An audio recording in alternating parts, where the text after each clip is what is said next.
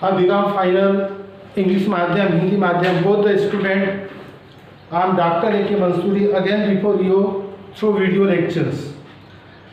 अब छात्रों, इसके पहले कॉस्ट अकाउंट से रिलेटेड 5 अपने वीडियोस आ चुके हैं, जिसमें मैंने basic concept of cost account के साथ साथ कॉस्ट शीट कैसे प्रिपेयर की जाती है and how to prepare a tender statement on the basis of cost sheet. That was a part of unit 1. Now by this video lectures I am presenting before you to express my views regarding unit 2, and the name of the topic is reconciliations of profit between cost account and financial account. लागत लेखे एवं वित्तीय लेखों के लाभ का समाधान. Now here you are seeing the both types of account. One is the cost account and other is a financial account. So before understood what actually are the reconciliations of profit between cost account and financial account, I would like to brief a very little explanation regarding financial account, because it is required to understood why reconciliation statement is prepared. आप चूंकि रिकॉम final तक आ चुके हो तो लगभग 5 साल आपने accountancy पढ़ी है, और जो भी आपने अकाउंटेंसी पढ़ी है वो थी फाइनेंशियल अकाउंट. फाइनेंशियल अकाउंट में वित्तीय लेखे जो कि किसी भी बिजनेस एंटिटी के लिए it is essential, because the business owners is a tax payer and whenever he want to pay the tax it is required to fill the income tax return at that time. The financial statement that is annual statement is called, you know, which financial statement is prepared on the basis of financial account. जो संस्थाएं वित्तीय लेखों का पालन करती है, संचालन करती है, वे मुख्य तौर पर कौन से लेखे या विवरण बनाती है, तो आपको पता हो जाना चाहिए. व्यापार लाभालाभ, लाभालाभ नियोजन लेखा और balance sheet, trading account, profit loss account, profit loss adjustment account and balance sheet, because both all these account and statement are a mirror of a business units, because it's presenting real information, actual information, factual information, because the balance sheet and P&L account is prepared not only for the manufacturer or business entity only, but it is for outsiders also. And that's why चूंकि वित्तीय लेखे ये वास्तविक होते हैं, ये basic account के आधार पर बनाए जाते हैं, इनका बनाना भी आवश्यक है, क्योंकि कोई भी व्यावसायिक संस्था जो कर का भुगतान करती है उसे अपना नेट प्रॉफिट कितना हो रहा है ये शो करने के लिए लाभालाभ लेखा, व्यापार लेखे जिसको हम वित्तीय लेखे बोलते हैं, और एक विवरण जिसका नाम है स्थिति विवरण, बैलेंस शीट, ये बनाना कंपलसरी है. कानून में भी उसको अनिवार्य किया गया है. अब जो वित्तीय लेखे जब जो संस्था बनाती है तो आपको पता होना चाहिए वो रियल अकाउंट को प्रेजेंट करने के कारण डिफरेंट टाइप के प्रोविजंस का भी वहां पर स्थान रहता है. आपने पढ़ा है वित्तीय लेखे में सामान्य संचिति को अमाउंट ट्रांसफर होता है, डेप्रिसिएशन फंड होता है, डिविडेंड इक्विटी फंड होता है, एजुकेशन सेस होता है, प्रोविजन फॉर डिविडेंड्स होता है, पेमेंट ऑफ इनकम टैक्स होता है. Moreover, all outstanding prepaid expenses it is a part of financial account. मतलब वित्तीय लेखे वह लेखे जो कंपलसरी है, जिनका बनाना जरूरी है, जिसमें सारी वास्तविक स्थिति होती है. और यदि मैं थोड़े कड़क शब्दों में कहूँ तो विदाउट फाइनेंशियल अकाउंट जनरली व्यवसाय इकाई अपने कर दायित्व का निर्वाह नहीं कर सकती. यदि वो कहते हैं कि हाँ ईमानदार टैक्स पेयर है, तो इनकम टैक्स अथॉरिटीज उनको कहता है आप कितने ईमानदार हैं, इसका पता इस बात से चलता है कि आपकी बैलेंस शीट ऑडिटर और चार्टर्ड अकाउंट के द्वारा अप्रूव्ड है या नहीं. मतलब एक बात तय है प्यारे बच्चों कि वित्तीय लेखांकन को कोई भी डिनाई नहीं कर सकता. ये बुक का set, cash book, ledger, journal book हर व्यवसायिक इकाई के पास होती ही है. उसके आधार पर व्यापार लाभालाभ लेखा बनता है, उसके आधार पर बैलेंस शीट बनता है, और एब्सोल्युटली उसमें नेट प्रॉफिट निकलता है. अब प्रश्न ये उठता है कि यदि वित्तीय लेखांकन परिपूर्ण है, वो संपूर्ण है, वो एक्चुअल है, वो फैक्चुअल है, without financial accounts generally the transaction can not be authentic. So why there is a need to maintain another set of account and that is called a cost account. Now therefore मैंने heading पहले लिख के रखा है यहाँ कि ऐसी व्यवसायिक संस्था जहाँ पर जो केवल क्रय विक्रय का ही व्यवसाय नहीं करती है बल्कि मैन्युफैक्चरिंग भी करती है, प्रोडक्शन भी करती है, उसका आपका खुद का प्रोडक्शन यूनिट है, तो पर्टिकुलरली तो प्रोडक्शन का जो एरियाज है तो कॉस्ट ऑफ प्रोडक्शन को असेस करने के लिए, कॉस्ट ऑफ प्रोडक्शन को कंट्रोल करने के लिए, कॉस्ट ऑफ प्रोडक्शन को एस्टिमेट करने के लिए, जो कॉस्ट हो रही है उसका वेस्टेज रोकने के लिए, to find out the cost efficiency methods, remedies which can be and what is actually the per unit cost of production. Generally these are the questions which cannot solved by the financial account and that's why such type of institutions where the purchase and sale along with production is there, so to find out the basic actual and again I can say up to some extent the real information but on production section cost account is prepared and that's why it is a optional वैकल्पिक, जो हिंदी में word लिखा हुआ है, हिंदी वैकल्पिक का मतलब होता है optional. Optional means it is not compulsory. यदि कोई संस्था उत्पादन का कार्य करती है और कॉस्ट शीट मेंटेन नहीं भी करती है तो टेक्निकली उसको कोई ब्लेम नहीं है क्योंकि उसने वित्तीय लेखों को एडॉप्ट किया हुआ है. लेकिन यदि वो खुद चाहती है कि उसका जो कॉस्टिंग यूनिट है वो बड़े इफेक्टिव तरीके से काम करे, कॉस्टिंग में यदि कोई लू होल्स है, कोई कमियां हैं, कोई नकारात्मक पहलू है तो उसका पता पहले चलना चाहिए, अदरवाइज उसका इलाज नहीं हो सकता. नहीं तो कुछ ऐसी बीमारी होती है जो बहुत छोटी होती है लेकिन समय पर यदि ध्यान नहीं दिया गया तो धीरे धीरे वो बड़ा रूप ले लेती है और फिर उसका कोई इलाज संभव नहीं होता है. तो आपको सुनने में आता है कि वो पैर में जख्म हो गए थे, समय पर इलाज नहीं किया तो पूरा पूरा पैर काटना पड़ा. तो व्यावसायिक संस्थाएं भी अलर्ट होती है, वो उनका यूनिट छोटा हो या बड़ा हो, अपने कॉस्ट ऑफ प्रोडक्शन यूनिट के लिए वो separate set of account maintain करती है. That is a cost account. This is optional account. More of the entries are here written down in the form of estimations. Generally cost sheet में केवल उत्पादन से related व्यवहार लिखे जाते हैं. उत्पादन से रिलेटेड व्यवहार का मतलब क्या है? Only production and sales expenses, no provision. जैसे इनकम टैक्स का प्रोविजन है, डिविडेंड प्रोविजंस है, एक्रूड इंटरेस्ट का आप प्रोविजंस करते हैं, ट्रांसफर टू जनरल रिजर्व है, transfer to dividend equalisation fund है. All these are the book entry. It is not a real cash comes in and goes out but in financial account these entries are reflected. कई बार आपको प्रत्यक्ष व्यवहार में ऐसा दिखाई देगा क्यों खर्चा होता नहीं है, न तो पैसा आता है न तो पैसा जाता है, लेकिन फिर भी बुक एंट्री वित्तीय लेखों में की जाती है क्योंकि शुद्ध लाभ निकालना होता है. जबकि जो लागत लेखे बनते हैं, ये लागत लेखे भले ही एस्टिमेशन के आधार पर बनते हो बट यहाँ पर प्रोविजन को कोई प्लेस नहीं रहता है. Not only the provision, number of type of financial expenses also not include in the cost account. जैसे आपने मान लो कहीं पर 50,000 का फिक्स्ड डिपॉजिट रखा हुआ है, अब उस पर ब्याज मिला, ये ब्याज आपके पीएल अकाउंट को क्रेडिट होता है because it is income of business. लेकिन क्या एफडी में जो ब्याज मिल रहा उससे आपका कॉस्ट ऑफ प्रोडक्शन अफेक्टेड होगा? नहीं होगा क्योंकि इसका रिलेशन कॉस्ट यूनिट से नहीं है, तब वहाँ पर वो इनकम आती नहीं है.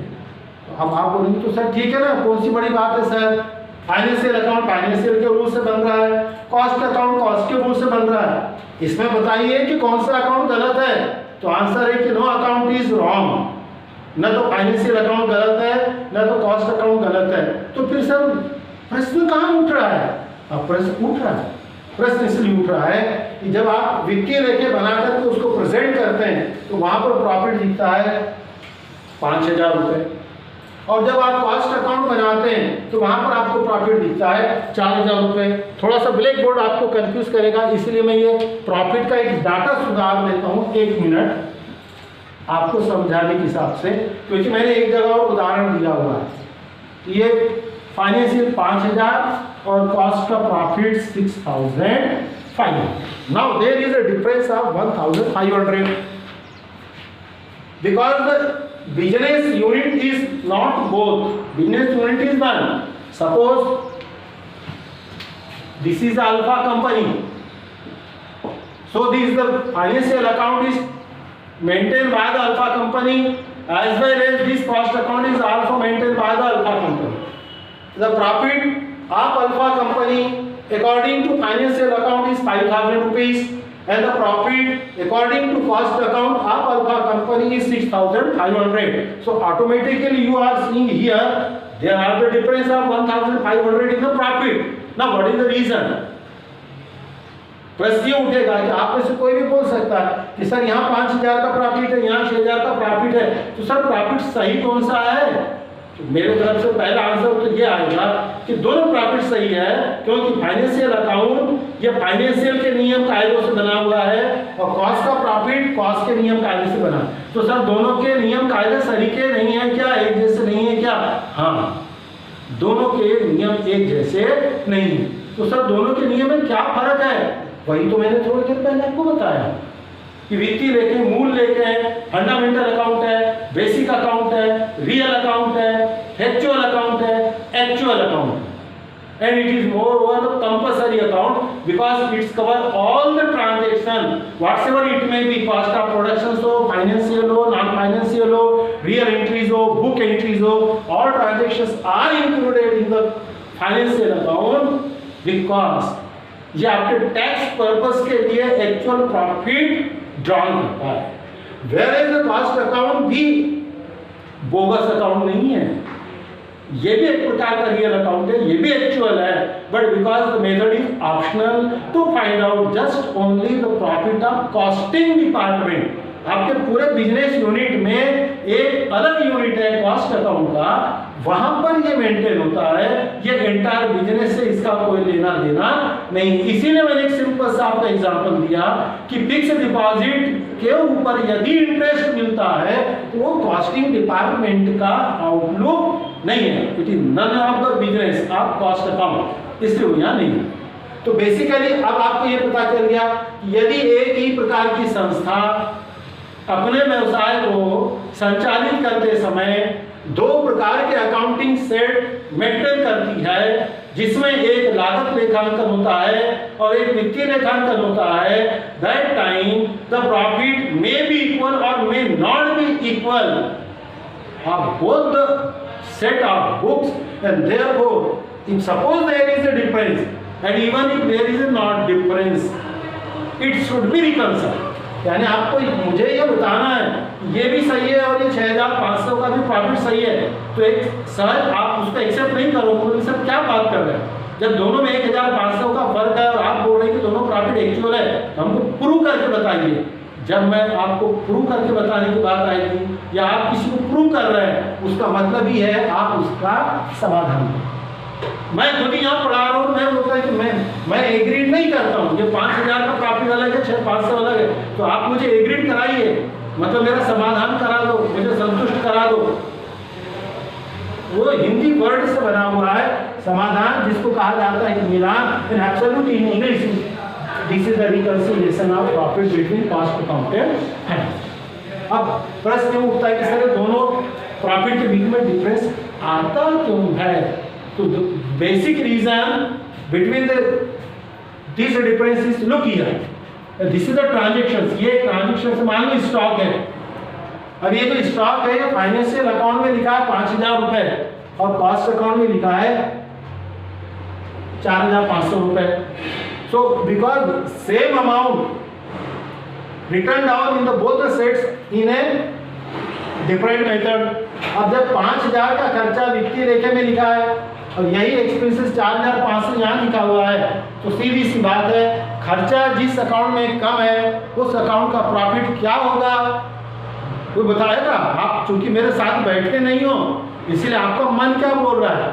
कोई भी अकाउंट के अंदर में किसी भी बिजनेस में यदि खर्चा कम है तो प्रॉफिट ज़्यादा रहेगा।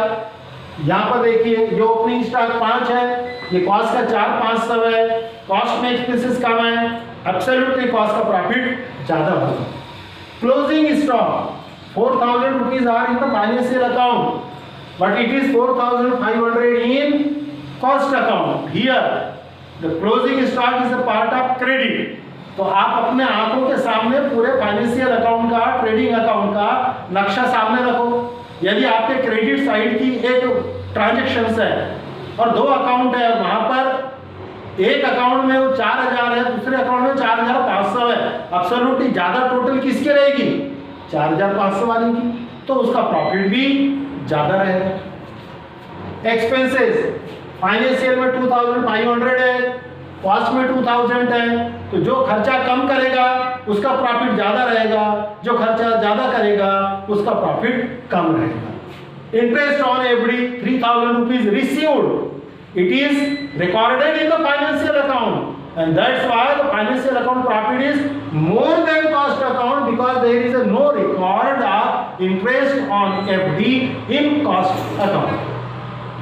Okay, these are the technically basic reason between the differences of profit of cost account and financial account. सामान्यतः लागत लेखांकन में जो स्कंद है, स्टॉक का वैल्यूएशन है, वित्तीय लेख में ज़्यादा दिख रहा है, कॉस्ट अकाउंट में कम है।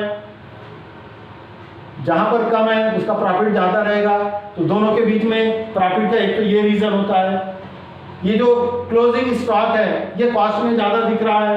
अब आप बोलेंगे सर ये स्टॉक भी कम ज़्यादा क्यों दिख रहा है, तो रियल होता है।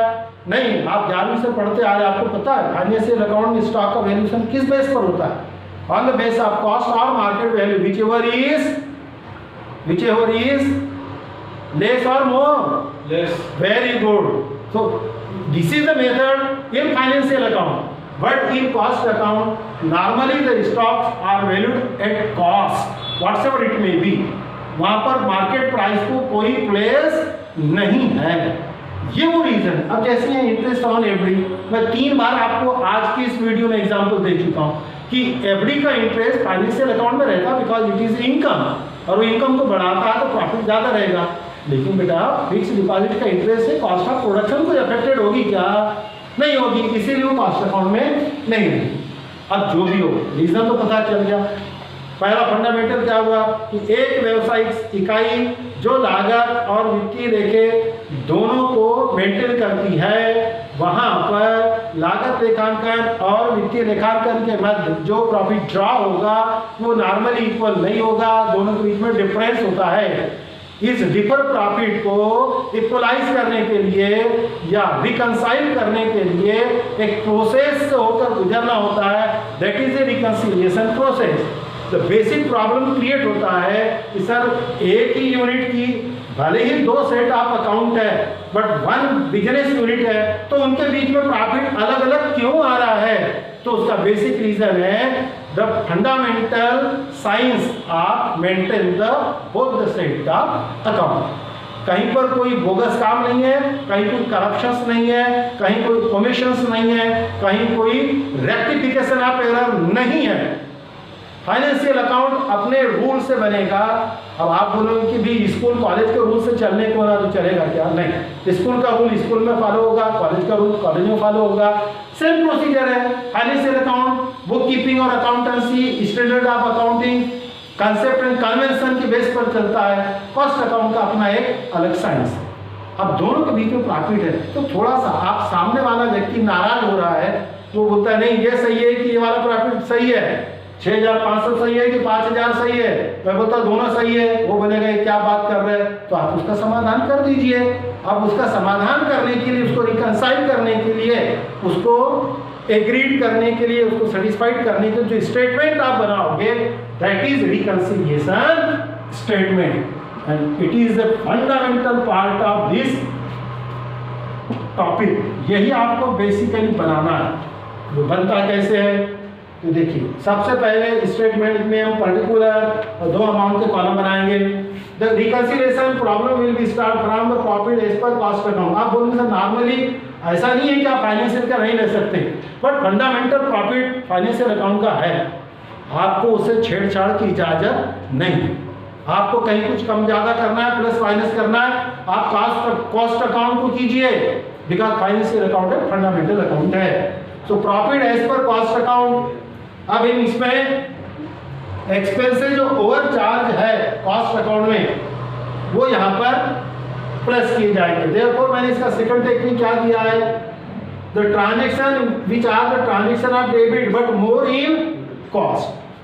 Look here, this is the financial account and here is the cost account. Now material 20,000 in financial account, material 20,000 in the cost account. In both the place the data is equal, therefore there is no need of reconciliation. ये material का पैसा दोनों खातों में एक जैसा लिखा हुआ है, यहाँ पर आपको रिकंसिलिएशन की जरूरत नहीं है। Second wages 15,000 again no need of reconciliation because ये दोनों आंकड़ों ने किसी के भी अकाउंट के प्रॉफिट को अफेक्टेड किया नहीं। Now next factory expenses, F stand for factory. 5,000 in financial account but factory expenses are 6,000 in the cost account. अब देखिए फर्क आ गया, यहाँ पर फैक्ट्री एक्सपेंसेस कितना है 5,000 है, जबकि कॉस्ट अकाउंट में कितना है फैक्ट्री एक्सपेंसेस 6,000 है। तो खर्चा भैया कौन से अकाउंट में ज़्यादा है, फर्स्ट अकाउंट में। एब्सोल्युटली खर्चा ज़्यादा तो इसका प्रॉफिट क्या होगा, बोलिए कम होगा।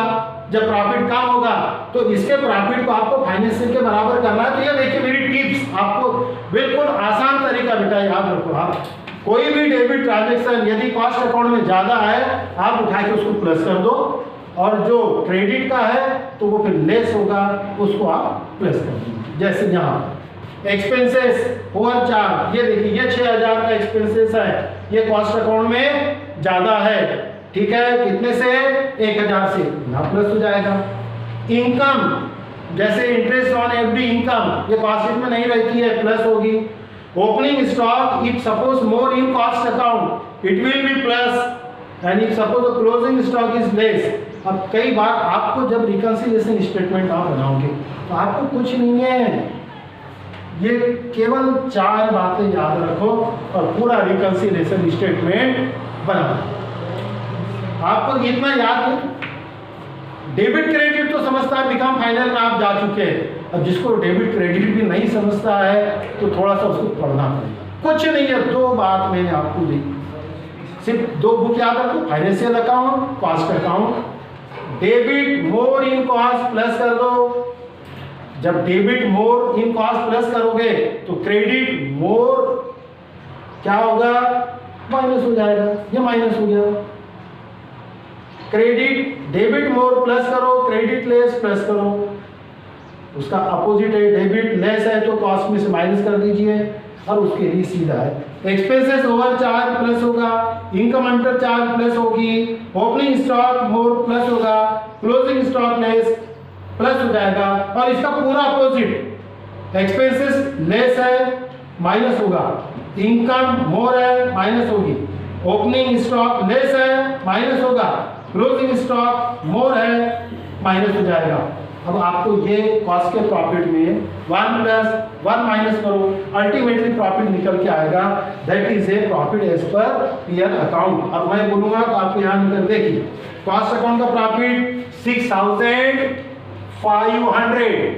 अब इसमें हम प्लस क्या करेंगे, तो only factory expenses which is more 1,000, 1,000 factory expense ज्यादा है, ये टोटल आ गई 7,000। अब ये देखिए फैक्ट्री एक्सपेंस हो गया, ऑफिस एक्सपेंसेस कॉस्ट में क्या है, कम है, कितना कम है 2,000 माइनस 2,000। उसके बाद में आते हैं क्लोजिंग स्टॉक, यहाँ कितना है 2,000, यहाँ कितना है 2,500। क्लोजिंग स्टॉक किधर का आइटम है, क्रेडिट का, कॉस्ट में क्या है सर ज्यादा है। क्लोजिंग स्टॉक जब कॉस्ट में ज्यादा होता है तो क्या करना है, माइनस करना है। कितना माइनस करना है सर 5,500, 2,500। ये देखिए 7 में से 2,500 गया, कितना आंसर निकल के आया 5,000। ये profit as per real account, profit as per cost account and this is the procedure reconciliation. I hope you must understood. नहीं भी समझ में आया हो तो इंतजार कीजिए, अगले लेक्चर में एक गणित के साथ में आऊँगा।